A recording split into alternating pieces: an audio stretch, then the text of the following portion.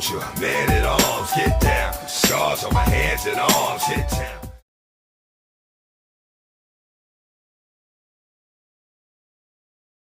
This is Vocabulary Improvement, February 10th, 2015, and the first word is churlish, which means boorish, vulgar, intractable. The second word is nitid. It means bright, lustrous. Quid, British slang for £1 sterling. I was watching a television show about gardening. A man had built a beautiful greenhouse, very small, like about 2 feet wide and 1 foot deep, made of glass. Actually, he didn't build it, he bought it. And he paid something like 800 quid for it. I didn't know what a quid was. I looked it up and it said British slang for £1 sterling. From that day on, I have known what quid is. I don't know how it came about, but it's an interesting and useful word, and you will hear it. It's not like some of these words. You find a vocabulary list, you look at the words, and they are so rarely used that they're completely useless. If you ever used these words, people would think you're nuts. Nobody understands them. What is the point of vocabulary? To use words that other people use, even if it's rarely, as long as it's not 20 standard deviations above the mean. Quid is a useful word. Next word is onerous. It means burdensome, oppressive, and you will find this word used a lot when people are talking about things the government does, because the government is out of control. They are onerous. They pile taxes upon taxes upon taxes upon taxes, and they put a gun to your head for every piece of legislation. Government is onerous. Next word. Perforce. By force of circumstances, of necessity. They're going to take the gold from the people out of necessity, because the private cartel of bankers needs it. They stole all the gold in Fort Knox, and they're going to take the gold perforce. The next word is yclept. It means called or named, and named is an archaic use. Next word, halcyon. It means calm, peaceful. Ductile. Capable of being drawn out or hammered thin, easily led or driven. You will hear this term when people talk about shaping gold, because gold can be hammered to a thickness of 1 molecule. And that's unusual. And it's not brittle. It's malleable. And if you've heard of gold leaf, you know it's a very thin sheet of gold. And people will pick it up in their hands like it's a piece of cloth. That's amazing for any metal. Gold is ductile. It's capable of being drawn out or hammered thin, and if people are ductile, they're easily led or driven. The IRS, which is an illegal and unconstitutional private corporation, finds the general public ductile. They can easily lead them or drive them to file a tax return when Joe Bannister says that most people in the USA do not need to file a tax return, and taking money from their paycheck is wrong. It's illegal, and they do it anyway because they have the people convinced that it's legal. But anyone who has looked up the laws from 1913 will discover quickly that the 16th Amendment was a soak-the-rich 1% tax, and the word income did not mean wages earned by wage earners. It did not mean commissions or salaries. And deducting money from these people's paychecks is illegal. The Supreme Court has already ruled on this. But since the people are so ductile, easily led or driven, the IRS bullies them just like a gangster would. Don't be surprised if the Federal Reserve and the gangster mafia IRS vanish very soon. Next word. Malleable. Capable of being extended or shaped with hammer or rollers. I suppose they make gold leaf with rollers. They must have a lot of weight to crush those molecules to a thickness of 1 atom. Next word. Venial. Capable of being forgiven, excusable. Spraying the people with nano-sized aluminum oxide is not a venial crime. It is not excusable. It is not capable of being forgiven because it causes Alzheimer's. They spray barium also, and barium attacks the immune system. When you look at barium and aluminum oxide, you might conclude that they're attacking the old people. Why are they killing the old people? Because they don't want to pay them their Social Security. They want them to die. They worked 45 years and paid into the system, and once they retire, if they earn any money, it's deducted. It's a totally criminal and unfair system to force people to pay into a Ponzi scheme, paying off old investors with new investors' money. It isn't even an investment. You can't even break even with the Social Security system. We need to end a few wars. The two wars, Iraq and Afghanistan, have cost us $6 trillion. And that money should go into the Social Security fund so that old people can get some of their money back. These crimes against the people are not venial. They're not excusable. They're not capable of being forgiven. Next word. Tenable. Capable of being held, maintained, or defended. The government is buying guns because they know that what they're doing is wrong and that the people are going to revolt, especially when there's no food in the grocery stores, and that day is coming soon. It's coming because they're intentionally crashing the dollar. This government is not tenable. It's not capable of being held, maintained, or defended. Who's going to defend it? The military is a hair's breadth away from arresting Obama and charging him with crimes against the Constitution. But if you'll notice, when he was inaugurated for the second term, it was a private ceremony. He did not take the oath to the Constitution before the public, and he should have been arrested then. If they arrest him in the year 2015, I'll be satisfied. But he must be arrested and he must go to prison. He doesn't have a valid birth certificate, and everything about him is a fraud. The military is very close to arresting him, and the sooner the better. Next word. Venal. This word describes Congress, capable of being obtained for money or other consideration, like prostitutes. Venal means open to bribery. That's the Supreme Court also. Congress and the Supreme Court are open to bribery, and so are the Nobel Prize judges. Isn't it obvious when they give a Nobel Prize to someone like Obama?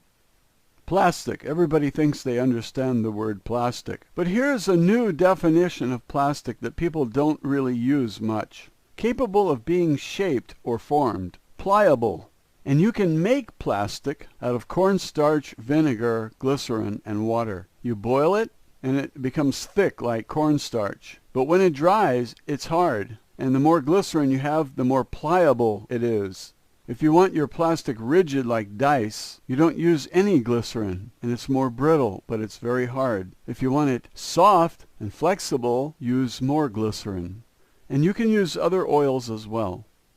Next word is palpable. Capable of being touched or felt. Tangible. Easily perceived. Obvious. When you buy paper gold, it is certainly not palpable, not tangible, not capable of being touched or felt. You're relying on someone's promise to give you gold later. And I don't believe you can trust most of those people that are issuing paper gold. They're going to default. COMEX is not honoring futures contracts. When a teacher delivers a lesson to a classroom of students, the students can easily perceive the material if the teacher is effective. Sometimes a teacher works with abstract ideas. In calculus, you have the limit, and it's very difficult to convey that idea. But you have to if you're going to teach calculus. The people do not understand how the Federal Reserve works or how the banking system works. They don't understand the concept of fractional reserve banking. It is not obvious to them. It is not easily perceived. In economics, they might understand supply and demand. They might understand that if you have demand and a limited supply, the price should rise. Growing demand, limited supply. That's what Bitcoin is. As of today, February 10th, 2015, there are 13.8 million Bitcoins in existence. Many of them have been lost, and many people who hold them will not sell them. And so the available number for sale is very, very small. And people don't understand that concept. It's not easily perceived. It's not obvious. It's not palpable. It's an abstract idea that's over the heads of the people. They only understand the inflationary fiat currency, which is being printed ad infinitum right now by the Federal Reserve. They're lying about the number they're printing. They're claiming to print 50, 60 billion a month, and they're printing 100, 200, 300 billion a month. It's a lie. And this is going to cause runaway inflation. Food prices will quadruple. There will be shortages everywhere as the dollar dies. And these concepts are not palpable to the people. They're not easily perceived, and they're not obvious. Next word. Sentient. Capable of sensation or consciousness. Experiencing sensation. Sentient beings are those that can perceive sensation or have consciousness. Is a robot a sentient being? It's not capable of consciousness, but it is capable of sensation. But it is capable of sensing things. Hot, cold, rough, soft, smooth. And as these robots develop, they will be more and more sentient, but they will never have a consciousness like ours. I have seen amazing things done by robots, like throwing something into the air and catching it. And they move very quickly. They have capabilities far beyond our own. But are they sentient beings? No, they're not considered sentient, even though they're capable of sensation. In fact, they can sense things we can't. They can look in the infrared. They can look in the gamma ray wavelength. We can't do that. There was a crash in Roswell in 1947, and one alien survived. Her name was Errol. A-I-R-L. The book is by Lawrence Spencer. And Matilda O'Donnell McElroy was the nurse there on the scene, the only woman. And the alien communicated with her telepathically, and the alien had a doll body, a high-fidelity body. It did not need water or rest or food. It could see in the infrared wavelengths. It was an amazing construct of science. And it was a sentient being because their society was so advanced that they could pull a soul into a high-fidelity body. So she had a soul. The soul was incorporated into this body, and she didn't need to breathe oxygen. She could work in the vacuum of space. It could be extremely cold, and it didn't matter. It could be hot to a degree much greater than we could withstand. And that was a sentient body. It was a robot, but it had a soul. It was capable of consciousness. Now you see, when you're talking about robots and people and beings from other planets and other galaxies, sentient becomes a thin line. On one side, a being is sentient, and on the other side, it's not. Let's move on. Petulant. Capriciously fretful, peevish, querulous. This word is used a lot, but common people never use this word. When someone defines a word with words that are also challenging, the objective is not met in defining the word. If anyone has trouble with the word capricious, peevish, or querulous, they're not going to understand the meaning of petulant. Next word, chary. This word might also be cherry. It's spelled C-H-A-R-Y. And the reason I say cherry is because when there's one R, the vowel should be long. And my first instinct was to pronounce this word as chari, but it would have to have two R's to have a short vowel. I don't know the correct pronunciation of C-H-A-R-Y, but I would be inclined to say it's chari, and that they broke the rule that a short A vowel is followed by a single consonant in this case. But the word chari means careful, wary, fastidious, finicky. Next word. Exuviae. I've never heard anybody use this word. E-X-U-V-I-A-E. Exuviae. It means cast off skins, shells, or coverings of animals. Why don't they just say molt or shed skin? Common people would say the snake shed its skin. Done. Next word. Pungent. causing a sharp sensation, sharply painful, caustic, painful. I think this word applies very well to taxes and regulations that favor monopolies and big business at the expense of little people. Rules that are pungent, causing a sharp sensation, sharply painful, caustic, painful. You might think of torture. The government has legalized torture, and I hope they get plenty of it when they're arrested. If someone pushed bamboo under your fingernails, that would be very painful. Pungent. Next word. Pestilent. Causing death or epidemic disease. Morally, socially, or politically noxious. That describes our government. And I'm not talking about the clowns in Washington. I'm not talking about the puppets. I'm talking about the real government. The Federal Reserve is the real government. They are morally, socially, and politically noxious. And spraying us with chemicals is causing death and disease. And they keep it all a big secret, and they bring out the poisons in toilet trucks. They have secret compartments on the airplanes that nobody is supposed to know about, but one mechanic discovered them, and he was severely punished. And the people who are doing this to us are causing pestilence. They're causing death, epidemic disease. They are morally, socially, and politically noxious. Pernicious, causing death or great destruction. Deadly, destructive, ruinous. That's what they're doing to the dollar. They're intentionally destroying the American economy. There is a secret government that is pernicious, ruinous, destructive, and deadly, causing death or great destruction. Pernicious. Next word is dismal, causing gloom or depression. Dreary, causing dread or dismay. Dire. All predictions about the future are dreary because of the powers that be. They have created a fake world for us to live in, and they lie about everything, and the future is bleak with them in control. This secret government that owns and controls the president, who is a puppet, the Congress, who is getting rich by voting the way they tell them to vote, and the Supreme Court that is either threatened, blackmailed, or bribed. And I don't like any of those adjectives. When they rationalized Obamacare and said that what was called a penalty in the document was only a tax, that was it for me. I had no more faith or belief in the Supreme Court, and I knew that our entire system had been corrupted. And that's why people give such low approval ratings to government, Congress, the Supreme Court. We don't like what's going on in our country, and the military is about to arrest the president. I'm hearing more and more that he will not make it through 2015. He will be arrested. This is what America needs. We don't need executive orders or people who take us to war without the approval of Congress.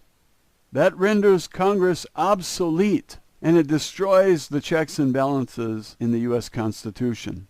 These people have created a dismal, dreary, gloomy future for all of us, and they have to go. Next word. Risible, causing laughter, funny. This is a good word. It's not used. I've heard it rarely, but I have heard it, and so the word is not useless. It's a good word. Risible comments, risible gestures, risible facial contortions, causing laughter, and funny. Is it redundant to use the word risible before words like comic? He was a risible comic. I think that would be redundant, because comic already says he causes laughter and he's funny, and when you say risible comic, it's redundant. This is the vernacular of a light beer drinker. His facial gestures are risible. His words are risible.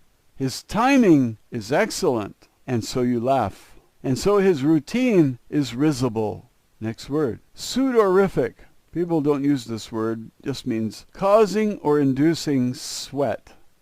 I think they mean perspiration. Because when you put a cold glass on the desk, it's going to condense water out of the air, and that's called sweating. But when people cool their bodies on a hot day, that's called perspiration. And apparently these two words are being interchanged, and they might not be. They might have distinct definition, sweat and perspiration. But in this definition of sudorific, it says causing or inducing sweat. So is the glass on the desk with ice cubes in it forming water on the outside of the glass?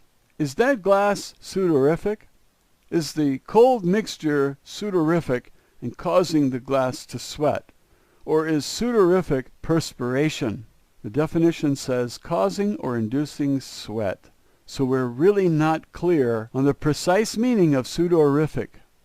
Next word. Metastasis. A change of state, substance, or form.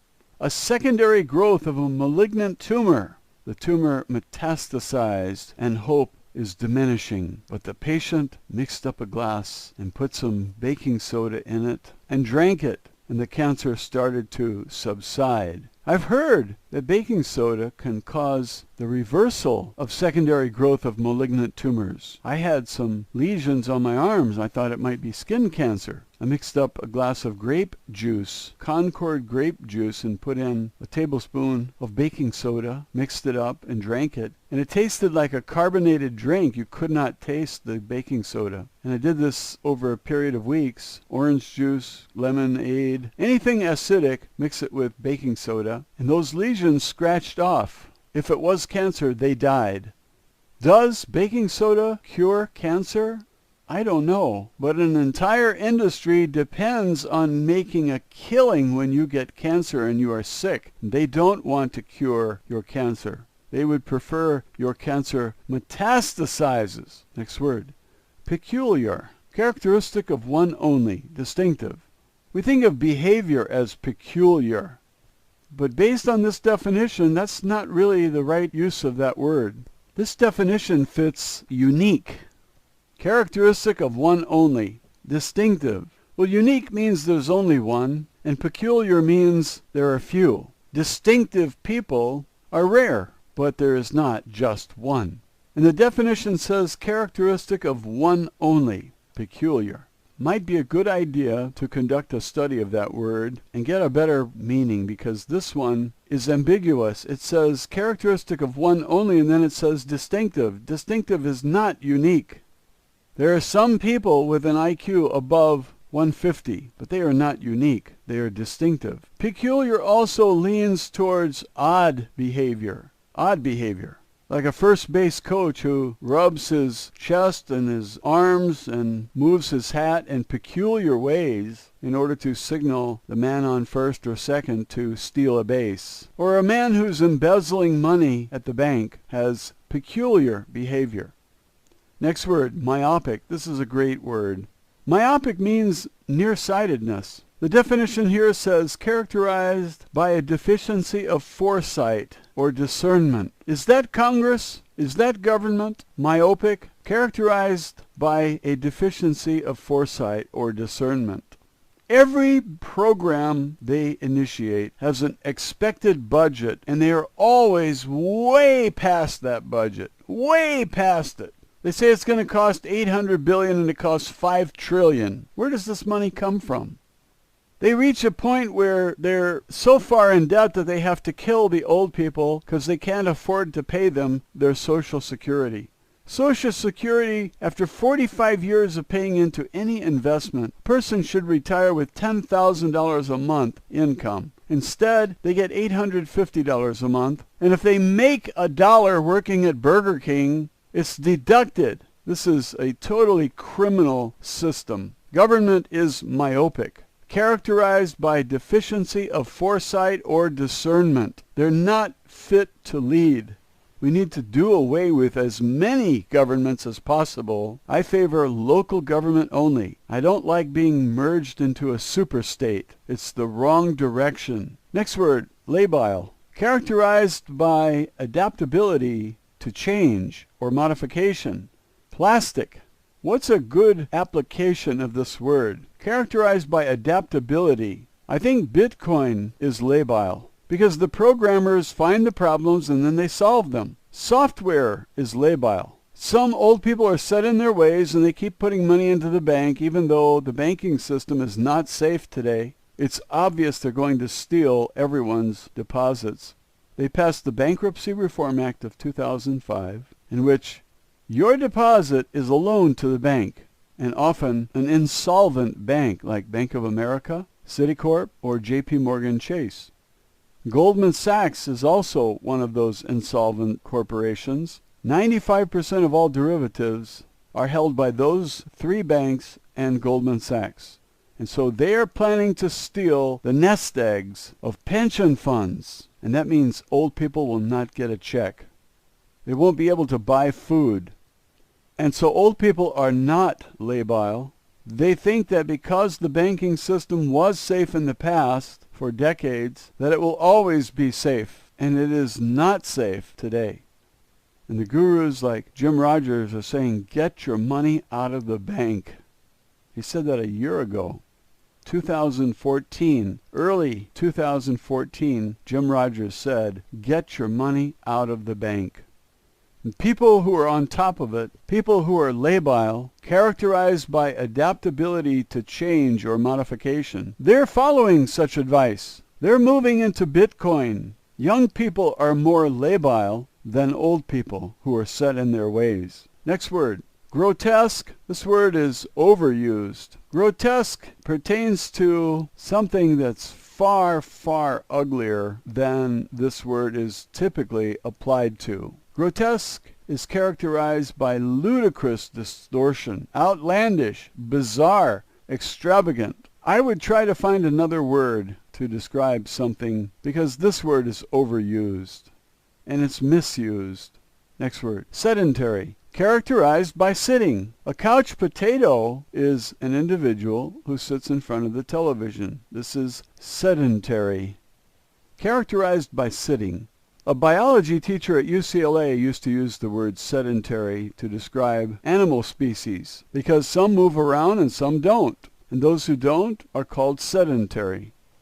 That's where I heard the word. And they talk about people who have heart attacks as being sedentary. They're not exercising. The next word is diction. It's a very good word. It's your choice of words to express ideas. It's your art or manner of speaking or singing. I never heard the word applied to singing, but I think it's a great word to describe someone's singing. Andrew Basiago has great diction. His choice of words to express ideas is superb, and most lawyers are kings of vocabulary. And judges, you can't use a word in a courtroom that a judge does not understand, unless it's slang, because they know all the words. They read extensively, and they know all the words. When you learn a foreign language, the biggest problem is diction. Which word do you use? If you have many words, you can convey ideas more precisely. So your diction is important as a writer, as a speaker, and in ordinary communications with other people. The average person has a vocabulary of just 600 words that they use over and over again, and I think everyone should have a vocabulary of 50,000 words minimum. That's only 10% of the total number of words in the English language. There are about 500,000. And if you use the other 450,000, you are probably weird. 50,000 is enough. 600 is way too little. And so the average person needs to expand his vocabulary. And when he expands his vocabulary, it will be apparent in his diction, his choice of words to express ideas, his art or manner of speaking or singing. I think when you hit the right notes, they would say you have good diction. Or if you're able to do things with your voice, the Beatles used to do things with their voice. Take one note and sing 2 or 3 notes. And it was beautiful. The people enjoyed it. And when they were singing harmony and they did that together, it was even better. It was a rare skill, and it was pleasing to the ear. And so girls screamed. They scream when I sing too. But it's because their ears are hurting. Next word, eclectic. Choosing what seems best from diverse sources, systems, or styles. It's like going to a salad bar and picking out all the best things for your salad. Your salad is eclectic. It's made up of the best of the salad bar. Some artists will take textures from various places and put them all together, and it's beautiful, especially in mosaic designs. Eclectic, choosing what seems best from diverse sources, systems, or styles. There's a song that comes to mind, Cisco Kid by War. I think they're a Chicago group. And they had this Latino in the group, and he plays some sort of a drum that is just beautiful and fits that song so perfectly, and it gives that song a flavor, a character. And so when you blend these different types of music, it's wonderful. The flamenco guitarists in Spain do this wailing that's characteristic of Arab music. And the country of Spain was occupied by Arabs for 800 years. And so you have words that creeped in, words like ojalá. This is an Arab word that is now part of the Spanish language. And so you have this blend of cultures. And another great eclectic is talavera. It's a type of pottery from Puerto León, Mexico. It has Persian influence, Arab influence, Spanish influence, and of course, in the New World, it has Mexican influence. And this is beautiful pottery, but it is eclectic. And when you study talavera, tile, you find that it goes back to Iran, Italy, Spain, Mexico, just to name a few. I like this word, eclectic. Someone says, "What is your style?" If you say eclectic, you're choosing what seems best from diverse sources, systems, or styles. You're bringing together the best. That's eclectic. The next word is ambit, A-M-B-I-T. And the definition is circuit or compass. There's a second definition, bounds or limits. I don't hear people use this word. The definition is obscure, and I can't tell you any more about this word. Ambit. Now we have a word ambitious. I suspect that that's the same root. How would ambitious relate to ambit if ambit is bounds or limits?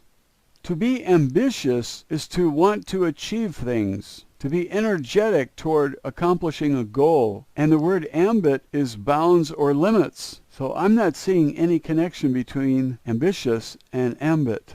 Are you? Next word. Surreptitious. They're giving a definition of clandestine, and I think most people who don't know the word surreptitious also don't know the word clandestine. And so the long definition is done or being done without authority. And that's what the president is doing. He's violating the Constitution. He's not consulting Congress. He's taking us to war without authority. His behavior is surreptitious. And clandestine is when he was inaugurated in a private ceremony. To me, that's clandestine, doing things secretly. And there is the association of illegal, immoral, unethical associated with the word clandestine. Acting without authority is surreptitious, and that's why he might be arrested. The people have had it with this guy. Next word, germane, closely allied, highly appropriate. I put up videos and people make comments, and sometimes their comments are germane. They're highly appropriate for the video. But if the video is about Bitcoin and they're talking about aliens, this is not germane. It's not closely allied. It's not highly appropriate. It's not germane. Those comments should be saved for a more appropriate comment section. If the video is about aliens, it's appropriate and germane to talk about aliens. But it's not appropriate if the video is about Bitcoin. Next word. Proximate. Closely related in space, time, or order, nearest or next. Get off at the proximate exit. Get off at the nearest or the next exit. The government isn't very good at approximating the unemployment rates because they have designed the rates to be a lie. They don't count people who are unemployed. And I'm not talking about a few. I'm talking about the majority. They delete the majority of people who are unemployed, and they expect us to believe these bogus unemployment rates. They're not proximate. They're not closely related in space, time, or order. Things that are nearby are proximate. And if two things happened at about the same time, you might say that they are proximate. Or a president who is following another president, these two presidents are proximate. They're closely related in space, time, or order. They're nearby. They are the nearest. They are the next. And if you want to approximate who the next president will be, if these war criminals who have control of America win, they will appoint Hillary Clinton in 2016. And I think the revolution just might break out at that time, because we don't want her. We want a constitutional president. We want real change. We want to eliminate this representative system because there are too many lobbyists with too much money, and they're writing the legislation, and Congress isn't even reading it. The representative system is tired. It's obsolete. Taking us to war without consulting Congress renders Congress obsolete. So the proximate puppet is likely to be Hillary Clinton. Next word. Nebulous. This word means cloudy, misty, hazy, vague. In the Orion constellation, there is a cluster of stars below Alnitak, Alnilam, and Mintaka. In the upper left, you have Betelgeuse. In the upper right, you have Bellatrix. The lower right is Rigel. Betelgeuse and Rigel are two of the biggest stars in this galaxy. They are not the biggest two. They are among the biggest. And in the bottom left, you have Salph. S-A-L-P-H. Salph. But the brightest nebulous in the sky is right under Alnitak, Alnilam, and Mintaka. It's a cluster.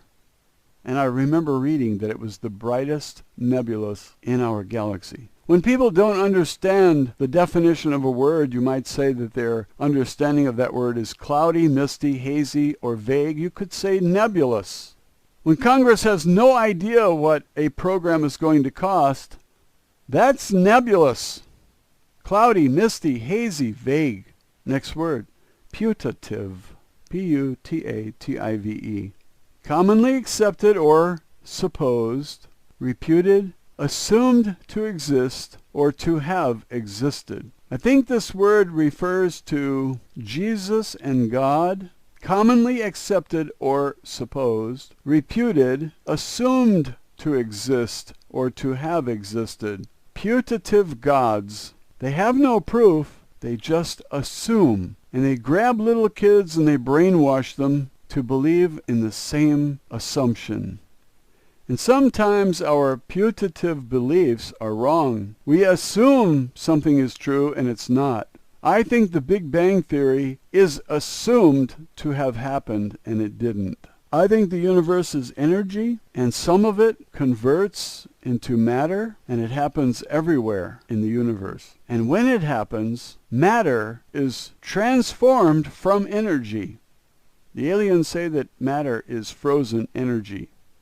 And if matter begins everywhere, then you're going to see clumps of it as it sticks together, because there is an attraction between any two particles of matter. And so you find these clumps lumping together in bigger and bigger objects.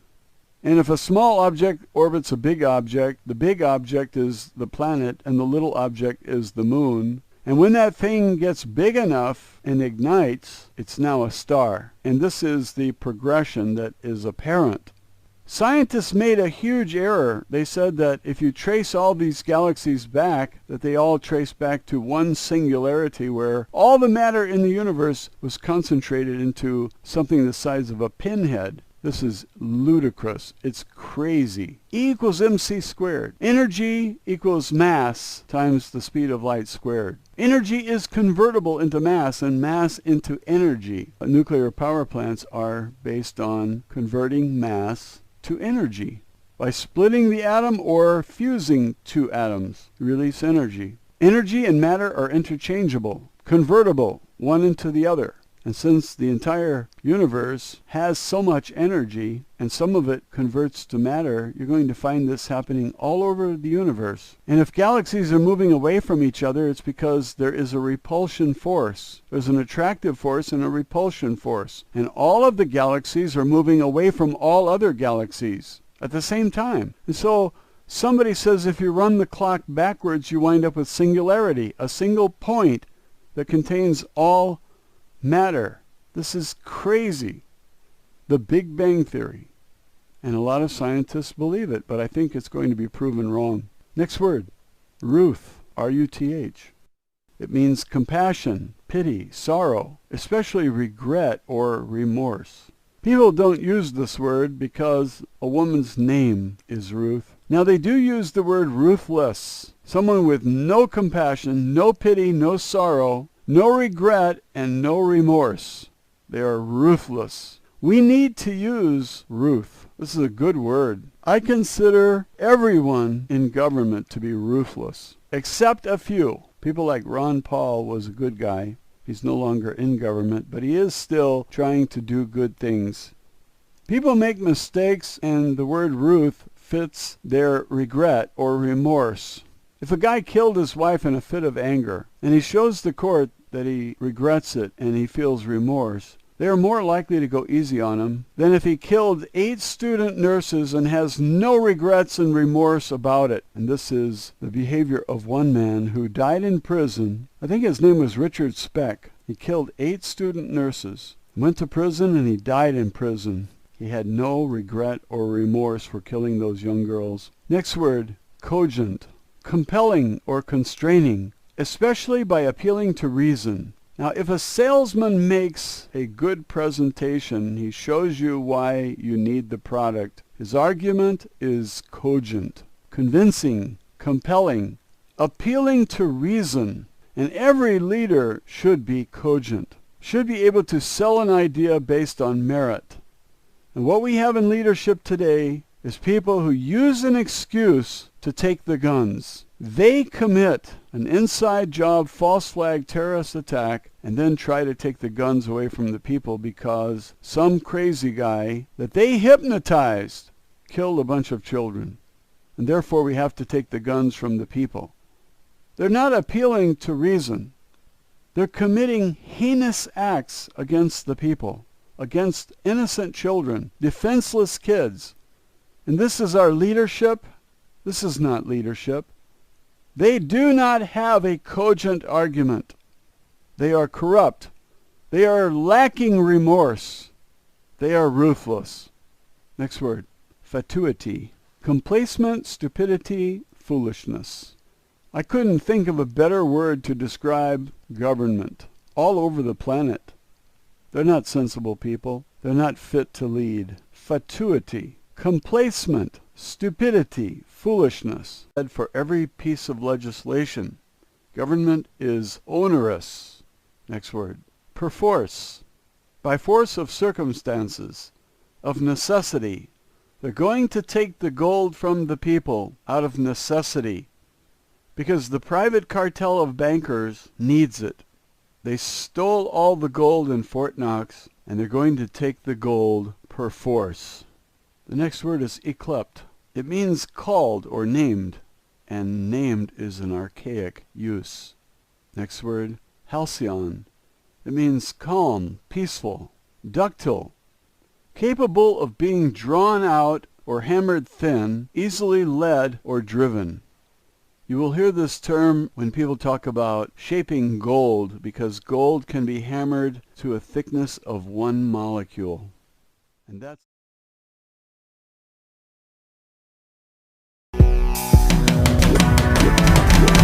This is why I'd rather do it by myself. Stack money, make music, put my product on the shelf. So many haters, man, it's hard to believe.